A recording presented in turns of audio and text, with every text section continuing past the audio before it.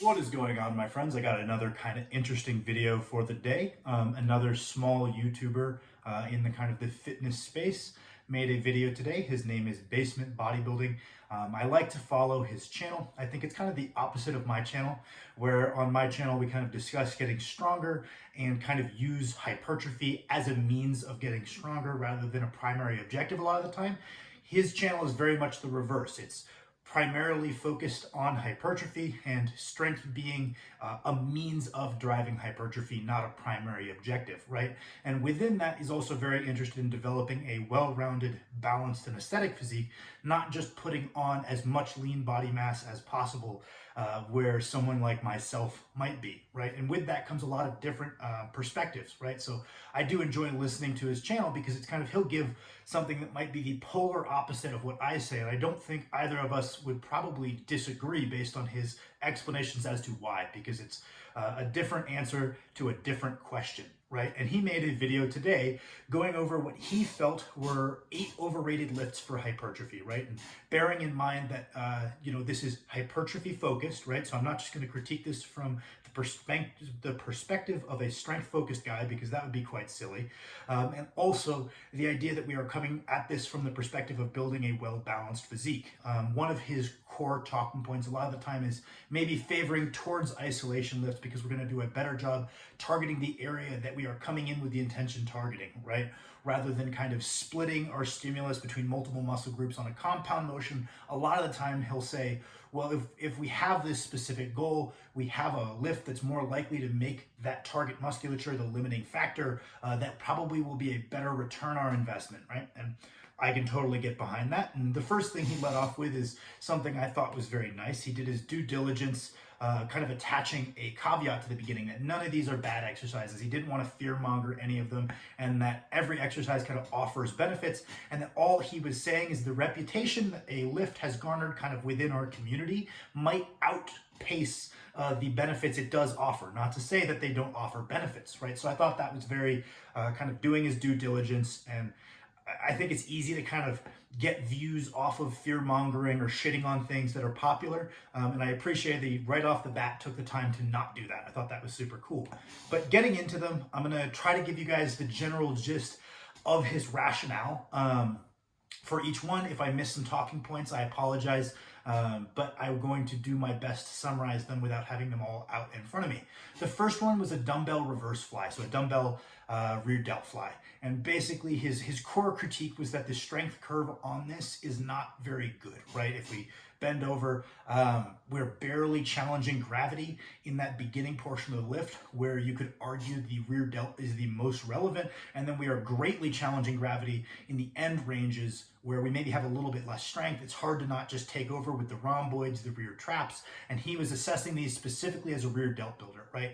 If this was a holistic upper back exercise, I think it might score okay, just as I might, but as a rear delt builder, he said that these were a bit overrated, and I tend to agree. I think that that strength curve is funky enough that I would usually opt to either do a cable variation of the same general motor pattern, whether it be a crossbody single arm cable, double cables if you have the access without bothering the people at your gym, or a powell raise. So if you imagine I am lying on a bench on my side, I come across my body with a dumbbell, I come up. Basically, we're challenging the rear delt at the most difficult portions a little bit more proportionately, right? So absolutely agree with that one. The next one he said was Barbell Rose, and this is a pretty common talking point nowadays, is that Barbell Rows aren't necessarily the best exercise selection from a purely hypertrophy perspective, for 2 reasons that he brought up. One of them was that the stimulus to fatigue ratio is a little bit goofy, right? We have that lower back fatigue usually when we're fatiguing something with axial loading. We kind of get more of this global holistic fatigue going on. And then the other critique was that the strength curve on the exercise could probably be improved a little bit.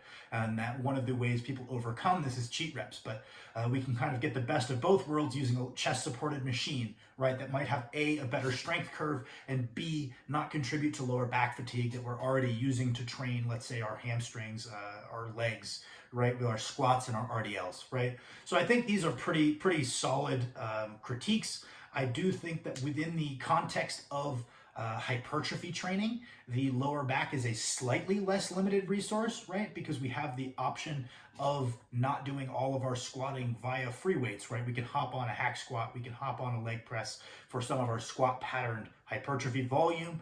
So it's maybe we've got a little bit more flexibility to free up some lower back fatigue, and maybe some people might find a barbell row worthwhile with that extra resources, but I think his critiques hold relatively true. The other thing that I kind of have changed my opinion on over time is when I was a younger man, I used to see all these bodybuilders doing more of a Yates style row where the lowest point in the row is kind of kneecap area, maybe right below the kneecap, maybe right above the kneecap. A lot of people would coin this to be a Yates row. And I used to think, oh man, look at these big dumb juice heads ego lifting. The only reason they're doing them in that upright fashion is so that they can use more weight for their ego, right? And for the longest time, I always did my barbell rows as bent over as I could, either tapping the floor or reversing just shy of the floor. And I thought I was getting a much better stimulus out of these exercises by doing so.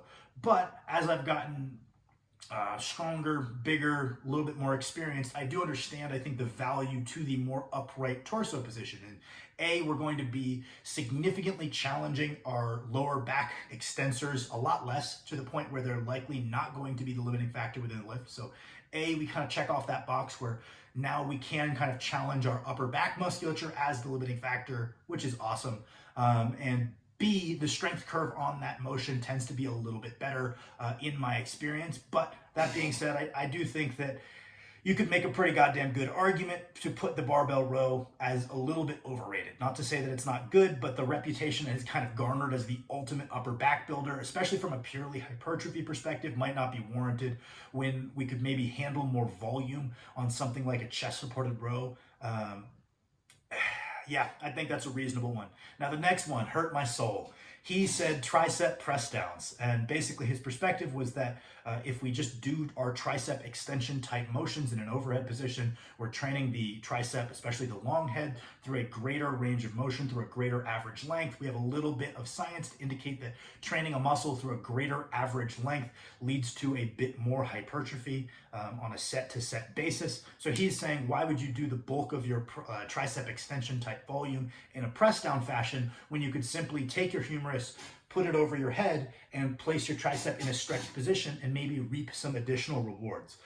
To which I do think I have at least a little bit of a counterpoint, and that is most overhead tricep extension motions are a little bit more invasive on the elbow. For a lot of people, I think that if you are pushing towards a maximum recoverable volume in overhead tricep extensions, there's a good chance that for at least a solid percentage of people, joint fatigue is going to become a limiting factor rather than muscular recovery on a weekly basis. Whereas, generally speaking, a more downward pressing motion, such as a tricep press down, tends to be a little less invasive on the elbows. People could more reliably reach up towards their maximum recoverable volume for their triceps. So I think maybe I think it does warrant its reputation, just because most people can handle the most volume on this without their elbows becoming an issue. But that being said, I absolutely agree with you. If you do have the elbow health to do the majority of your tricep extension type volume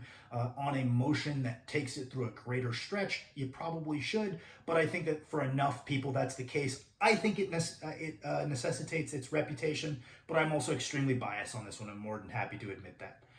The next one was thumbless reverse curl, right? And this is an exercise that I specifically have recommended to people. And his critique was basically that in the efforts to make a two birds, one stone exercise, you're throwing one stone and hitting neither of the birds very well, right? And he's saying that because neither of the target musculature are going to end up being the limiting factor in a lot of cases, that you're actually just doing a worse job of both, and that you should probably just try to split into direct forearm work and some extra direct bicep work, and you'll do a better job of each task. From a purely hypertrophy perspective, I can't really disagree with that at all. I think I've posed this exercise to mostly people focused on strength, or at least people who have at least half of their goals are strength oriented. We have a lot of sets and a lot of time invested in training that we have to do to meet our strength goals. So then we kind of get into the later parts of the workout where we are focused on purely hypertrophy, maybe of stabilizing musculature, and you're like, okay, well, the forearm and the bicep are both stabilizers within the bench press. I want to train my stabilizers a little bit. I'm going to hit two birds with one stone. And because the goal isn't maximally hypertrophying either of these muscles, just stimulating them to maybe drive some hypertrophic response, I think that can be a good way to cut down your time on training. But from a purely physique building perspective, I think this one is perfectly reasonable. The next one was Bulgarian split squats. Again, he said these aren't a bad exercise, that he likes them quite a bit, but they've garnered this reputation as a supreme leg builder, right? And while I tend to like them quite a bit, his statements about stability and balance being limiting factors are perfectly valid. I do think that this can be pretty easily remedied by doing them the way John Meadows always did, which was putting one hand on a rack and holding a heavier dumbbell in one hand. But that being said, I think the fact that stability is oftentimes going to be the limiting factor and people will progressively rely more on their back leg, I do think they're a little bit overrated, though they're great exercises. This is something also that I advocate a lot as a guy who's interested in maximal strength alongside hypertrophy. I do think that we're getting a lot of like cool little two bird, one stone effects as far as challenging our hip stability, as well as getting in additional leg volume to supplement our squats. But I definitely understand that the reputation they've garnered is so extreme that it would be almost impossible for them as an exercise to live up to them. The next one, conventional deadlift, I agree. I just think from a bodybuilding perspective, whether our goal is hypertrophying our spinal erectors or just a holistic back exercise, speaking generally, an RDL is going to do just as good of a job hypertrophying your spinal erectors as well as be a much better stimulus for your hamstrings. There's a lot better returns on investments we could use for our upper back. I agree. I'm not going to get too deep into that one. Second to last one he mentioned was pull-ups. This is actually something I've voiced myself, right? I think that the precision in load control that we get from a lat pull down offers a lot of benefits from a hypertrophy perspective as far as getting adequate volumes. I think the strength curve for most people on a pull-up often leads to the biceps being a limiting factor when most of the time people are doing them with the intention of growing their back. And if anytime we have a different musculature as our limiting factor, that's something to think about. So I agree with this one. From a purely hypertrophy perspective, I would usually select a pull down over a pull up. And then the last one he mentioned was seated barbell overhead press. One of his core critiques was that our front delts are probably already getting quite a bit of work. And that if we're doing them kind of in front of our head, it's kind of a bastardized halfway point between an upper chest exercise and a front delt exercise. I don't really have strong feelings on this one, right? So my strength training goals aside, I've always felt that a overhead press in some capacity is probably the easiest way to reliably display and measure shoulder strength, right? So it holds a lot of value in my head in that perspective. But as far as hypertrophy of the front delts, yeah, they're already getting a lot of work. I've always kind of thought about it as, for the most part, most vertical pressing are going to yield the similar enough results that it's just personal preference at that point. So I'm fine with this one. I don't really disagree. I don't really agree. But that would be all the 8 he listed. I'd be very curious to hear what you guys thought. I thought this was fun to kind of come at things from a little bit different perspective, because one of his central talking points that's very interesting is that no one exercise is more important than another from a physique building perspective, right? And that we should apply equal efforts to all of our exercises. If they're worth doing, they're worth doing with that same level of maximal focus, right? And I think from a perspective of building a well-rounded physique, this makes a tremendous amount of sense, right? On the other side of the coin, on my side of the fence of strength training, it's like, well, we're doing the leg press as a means of supplementing our squat. Even if we also have aesthetic-based leg goals, there is kind of an order in priority, and thus there's kind of an order in effort logically. And I've always thought that's a very interesting, like, I don't disagree with him, right? We have different goals, so there's different approaches. But I'd be very curious to hear what you guys have to say. Thank you for watching.